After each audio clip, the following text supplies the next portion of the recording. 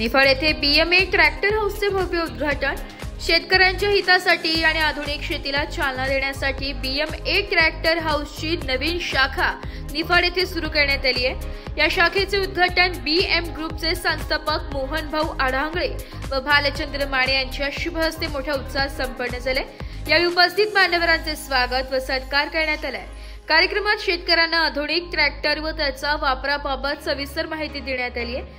शेतीत नवनवीन तंत्रज्ञानाचा अवलंब करणे ही आजच्या काळाची गरज असून ट्रॅक्टर हे शेतकऱ्यांचे विश्वासू साथीदार असल्याचे मत मोहन भाऊ आढांगळे यांनी व्यक्त केले।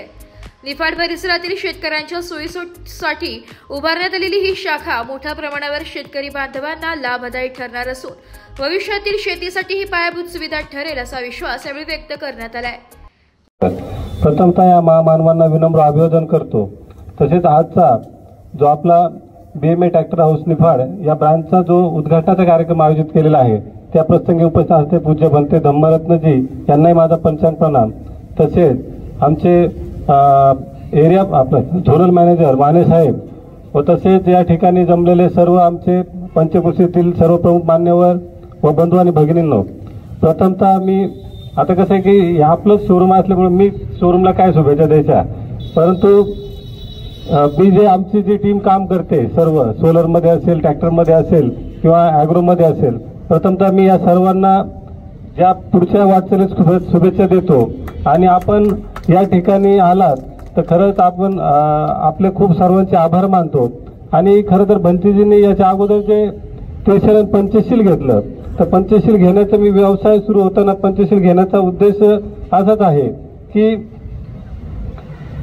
यामध्ये घेताना मुसावादा विरमणी शिखापदम समाधिवानी, मी खोटे बोलणार नाही। व्यवसाय करत असताना कधी खोटं बोललं गेलं नाही पाहिजे। आणि तसेच आदिवदाना विरमणी शिखापदम समाधी, आम्ही चोरी करणार नाही। व्यवसाय करत असताना कधी चोरी केली नाही पाहिजे। तसेच सुरामेरे म्हणजे पमाद ठाणा विरमणी शिखापदम समाधी, मी कोणतीही नशा करणार नाही, दारू पिणार नाही। तर याचा तो अर्थ आहे, कारण व्यवसाय करत असताना जर आपण या 3 गोष्टींचं जर पालन केलं तर नक्कीच हा व्यवसाय हा मोठा होऊ शकतो। नाशिक लोकशाही न्यूज साठी सागर निकाळे, निफाड।